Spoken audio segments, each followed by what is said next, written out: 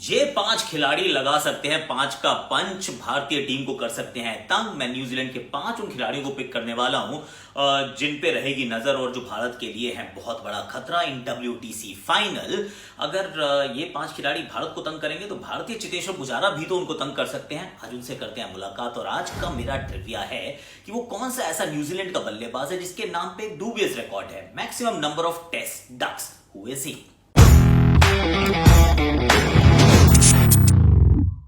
Hashtag Akashvani, आप सभी का स्वागत है। और 5 खतरों की मैं बात इसलिए कर रहा हूं क्योंकि देखिए आप अपने ऊपर फोकस बहुत करते हैं, आप जानना चाहते हैं कि आप क्या करते हैं, but it's equally important to know कि आपका कॉन्टेस्ट किसके सामने है। और ये जो खिलाड़ी हैं, ये 5 खिलाड़ी, I am going to go in the reverse order, ये भारत को तंग कर सकते हैं। At number 5 I have got Devon Conway. अब जिन लोगों ने अभी रिसेंटली थोड़ी सी क्रिकेट देखी है उनको आइडिया है कि ये कौन है। इसने डेब्यू पे दोहरा शतक जड़ा है बॉस, लॉर्ड्स के मैदान पर इंग्लैंड के सामने इन्होंने दोहरा शतक ही जड़ दिया।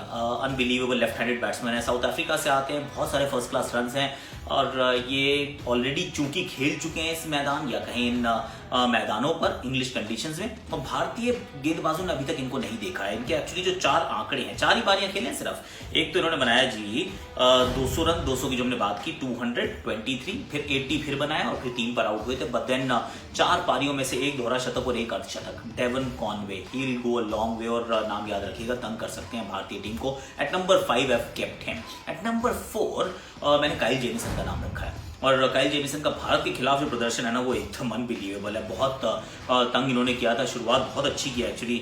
9 विकेट चटकाई थी भारत के खिलाफ 16 की औसत से। और अगर वर्ल्ड टेस्ट चैंपियनशिप के स्टैट्स देखें तो 36 विकेट इनके नाम है 13 की औसत से। और 3rd बेस्ट बॉलिंग एवरेज है in the WTC, 3rd best ever. मतलब जो 2 साल के हम पूरे साइकिल की बात कर रहे हैं। काइल जेमिसन लंबे कद के हैं, उछाल ज्यादा पाते हैं। अभी आपने इनको रॉयल चैलेंजर्स बैंगलोर के लिए देखा होगा। जो इंग्लिश कंडीशंस हैं ये इनको सूट करेंगे क्योंकि ये रैपिड नहीं है, ये हवा में बहुत तेज नहीं है, 140 पे नहीं डालते। इनकी जो ताकत है वो है लंबी हाइट, बॉल को मूव करवाना, आगे की तरफ ज्यादा ना डालना, थोड़ा सा दूर रखना ताकि जो अतिरिक्त उछाल है वो आपको तंग करता रहे, और बैटिंग ठीक ठाक करते हैं ये। तो काइल जेमिसन को एट नंबर 4 मैंने रखा है। At number 3 I have got Trent Boult यार। अब लेफ्ट आर्म फास्ट बॉलर हैं, बहुत अच्छी गेंदबाजी करते हैं आप और मैं सब जानते हैं। इनफैक्ट इनको तो one of the all time greats कह सकते हैं आप न्यूजीलैंड क्रिकेट के दृष्टिकोण से। ओवर द स्टंप्स डालते हैं, अंदर की तरफ लेकर आते हैं, वहीं से थोड़ा बाहर भी, फिर राउंड द स्टंप्स भी गेंदबाजी करते हैं। इनके अगर आप WTC के आंकड़े देखें तो यू विल बी इंप्रेस्ड यार। 36 विकेट उन्होंने चटकाई हैं 29 की औसत से।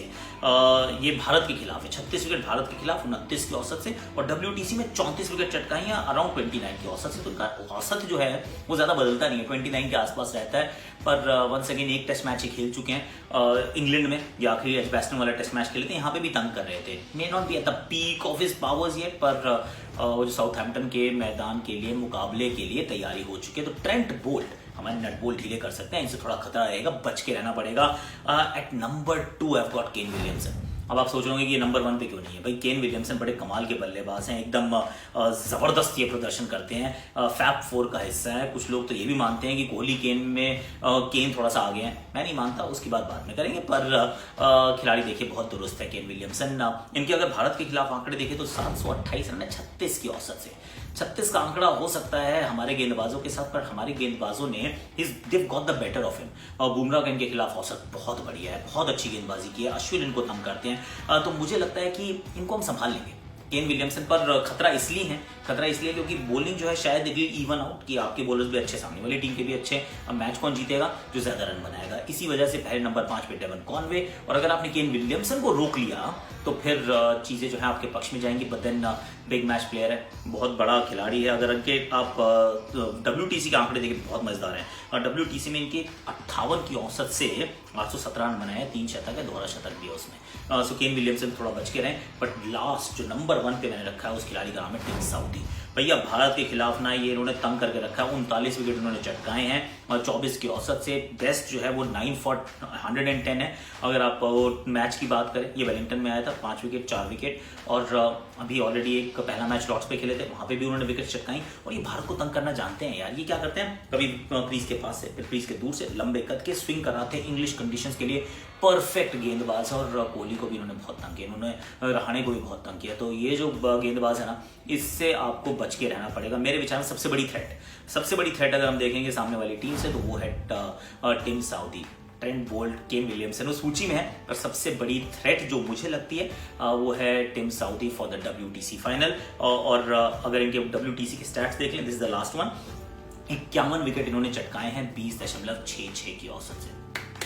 Talk about Tim Southee. इन 5 से बचिए Devon Conway, Kyle Jamieson, Trent Boult, Kane Williamson और टिम साउदी। इन 5 खिलाड़ियों को अगर हमने पकड़ लिया तो फिर भारत मुकाबला जीत सकता है और ट्रॉफी को उठा सकता है। बट देन एक और ऐसा खिलाड़ी है जो भारत को इस मुकाम तक पहुंचाने में कामयाब बना सकता है। नाम है उसका चेतेश्वर पुजारा। इसके जैसा नहीं मिलेगा दोबारा। Let's talk. Cheteshwar dependable Pujara. खैर जब आप बैटिंग करने आते हो ना तो ये मैं कहता हूं और बड़े बेसब्री से इंतजार भी करता हूं कि यू स्कोर 50, यू स्कोर 100। मैं माइक पे हूं तो मैं फिर ये बोलूं। तो Cheteshwar, thank you so much for talking to us. My pleasure Akash भाई, आपके साथ मैं खेला हूँ and we are doing this video call, so yes it's definitely मेरे लिए I am looking forward for this.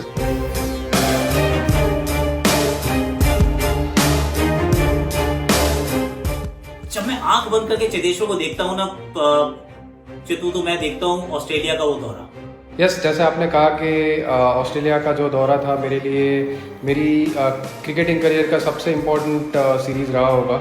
I think the most important game personally मेरा जो पर्सनल ओपिनियन है उसमें मुझे ऐसा लगा कि हमारी जो शुरुआत हुई एडलेड में वो सबसे इम्पोर्टेंट मैच था। क्योंकि अगर आप ओवरसीज़ खेल रहे हो और आप एक बार पहला टेस्ट मैच जीत जाते हो तो वहाँ से, और स्पेशली 4 टेस्ट मैच की जो सीरीज़ है उसमें अगर आप पहला टेस्ट मैच जीतते हो तो वहाँ से आप बहुत ही गंदा खेलोगे तभी आप सीरीज़ हार सकते हो, वरना एटलीस्ट आप you will be able to manage to draw the series.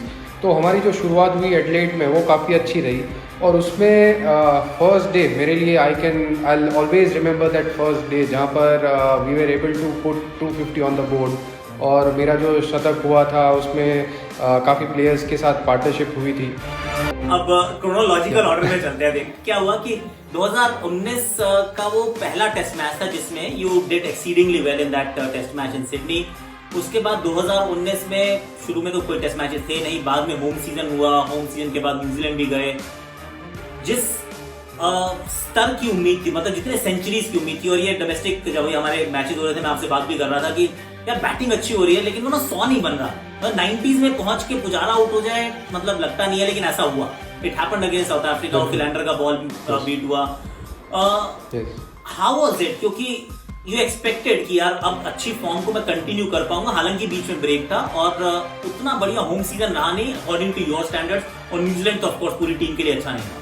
वो जो सीज़न रहा उसके लिए यही कहना चाहूँगा कि बहुत अच्छा नहीं था बट अच्छा था। बट यस, मेरे स्टैंडर्ड से मुझे हर बार दुख होता था क्योंकि अगर I am known to score big hundreds और 80 रन या तो 60-70 रन बना के मैं हालांकि आउट जल्दी नहीं होता हूँ।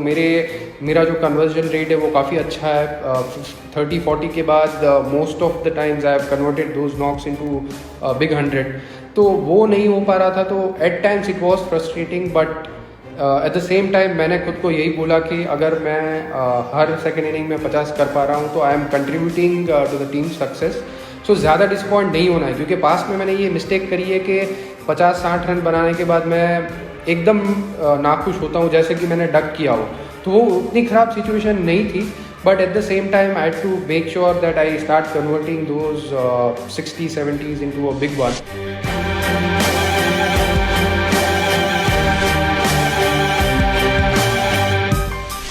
तुम्हारे पर्सपेक्टिव से अगर बात करें, इससे जो पिछला वाला सीरीज था वो पूरी सीरीज भी आप नहीं खेले थे। शुरू में मैच खेले, getting the starts, not getting 50s, 100s और eventually lost a place in the side. मतलब 11 में भी नहीं, और मैं मतलब it comes as a shock when I see कि पुजारा 11 में नहीं है टेस्ट टीम में, भारत की टेस्ट टीम बने और उसमें पुजारा ना।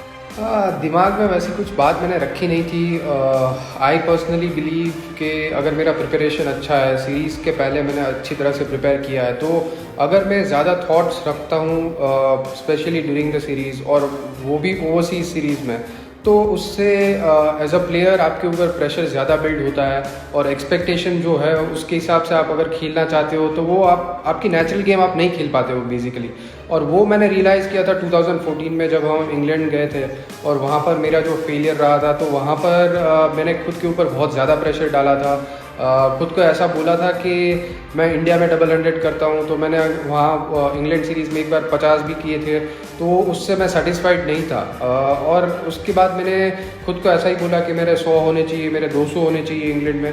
तो अगर आप ऐसा सोच के हर बार हर इनिंग में जाते हो तो आपके ऊपर एक एक्स्ट्रा प्रेशर होता है और वो चीज़ मुझे ऑस्ट्रेलिया सीरीज़ में नहीं चाहिए थी। आई ऑलवेज थिंक कि अगर आपके दिमाग में ज़्यादा थॉट्स नहीं है, आप ज़्यादा प्रेशर में नहीं खेल रहे हो, तभी आप अपनी स्किल्स अच्छी तरह से एग्जीक्यूट कर पाते हो।